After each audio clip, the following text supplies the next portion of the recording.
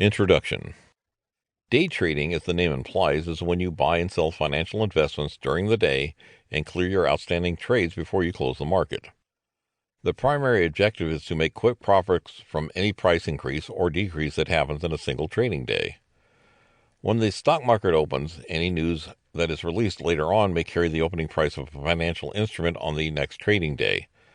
From a strategic point of view, day trading reduces the risk of incurring losses overnight due to differences between the opening price and the closing price of the previous day.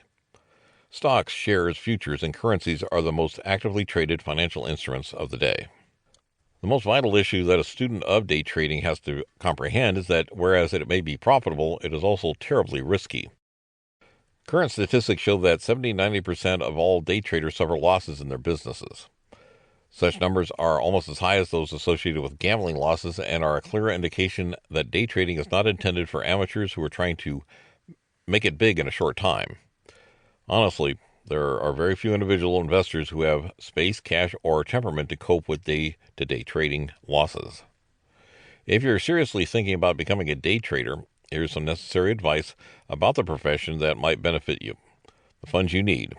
According to U.S. law, you'll need at least $25,000 per day of trade, more than 8 round trips in a single calendar year. You would only like several hundred U.S. dollars to alter your currency nowadays. Because the lower startup investment costs, it might be wise to start investing in currencies if you're a beginner. For comparison, trading currencies is also a lot simpler than trading stocks, as you only have a set amount of money that you can choose to sell. Many new day trade investors would suffer terrible losses in their first few months. That's how many of them are going to give up before they even start making money. If you start day trading, make sure you only use the cash that you can lose. It's a terrible idea to use the money you need for stuff like your mortgage payments, your life insurance plan, and your daily living expenses. Reduce the risks. One of the biggest causes of day traders losing money is because they don't know how to reduce their losses. There's no specific formula for when and how to minimize the defeats, but maybe this example will help you understand what usually happens. An unskilled day trader buys a stock, and the stock price inevitably begins to fall. The day trader wants to hesitate because he is sure that the market will come back soon. The stock price continues to fall during the day, and the day trader kicks himself for not having cut his losses sooner.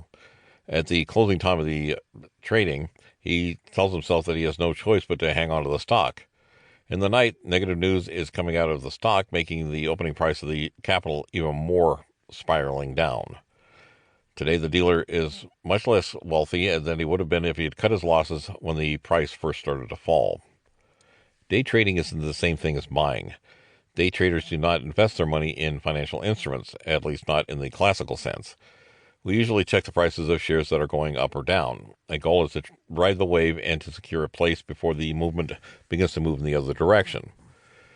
You don't spend money on a business unless you know it will deliver quality. Day trading is not a game. Smart day traders sit down on their laptops all day and wait for any price movements.